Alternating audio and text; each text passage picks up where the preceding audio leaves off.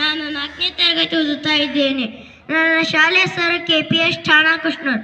ನಾನು ಕುವೆಂಪು ಅವರ ಬಗ್ಗೆ ಒಂದೆರಡು ಮಾತನಾಡಲು ಬಂದಿದ್ದೇನೆ.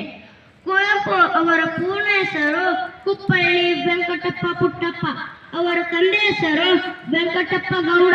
ಅವರ ತಾಯಿ ಹೆಸರು ಸೀತಮ್ಮ. ಅವರು ಪ್ರಾಥಮಿಕ ಶಿಕ್ಷಣವನ್ನು ಕುಪ್ಪಳ್ಳಿಯಲ್ಲಿ ಮುಗಿಸಿದರು. ಅವರು ಮಾಧ್ಯಮಿಕ ಶಿಕ್ಷಣವನ್ನು ತೀರ್ಥಹಳ್ಳಿಯಲ್ಲಿ ಮುಗಿಸಿದರು.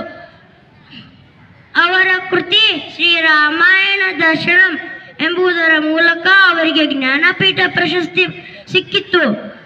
ಜ್ಞಾನಪೀಠ ಪ್ರಶಸ್ತಿ ಪಡೆದ ಮೊದಲ ಕನ್ನಡಿಗ ಎಂತಲೂ ಕರೆಯಲಾಗುತ್ತದೆ. ಅವರ ಹುಟ್ಟುಹಬ್ಬ ದಿನದಂದು ವಿಶ್ವ ಮಾನವ ದಿನಾಚರಣೆಯನ್ನು ಆಚರಿಸಲಾಗುತ್ತದೆ.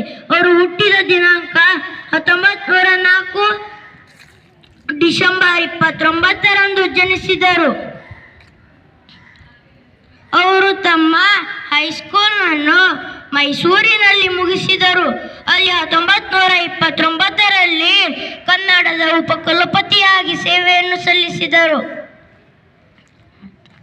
ಇಷ್ಟು ನನ್ನ ಈ ಚಿಕ್ಕ ಭಾಷಣಕ್ಕೆ ವಿರಾಮ ನೀಡುತ್ತೇನೆ. ಮಾತನಾಡಲು ಅವಕಾಶ ಕೊಟ್ಟಿದ್ದಕ್ಕಾಗಿ ತಮಗೆಲ್ಲರಿಗೂ ಹೃದಯಪೂರ್ವಕ ಧನ್ಯವಾದಗಳು. ನನ್ನ ಮಾತಿನಲ್ಲಿ ಏನಾದರೂ ಲೋಪ ದೋಷಗಳು ಕಂಡು ಬಂದರೆ ನಿಮ್ಮ ಮಗನಂತೆ ನನ್ನನ್ನು ಕ್ಷಮಿಸಿಬಿಡಿ. ಧನ್ಯವಾದ.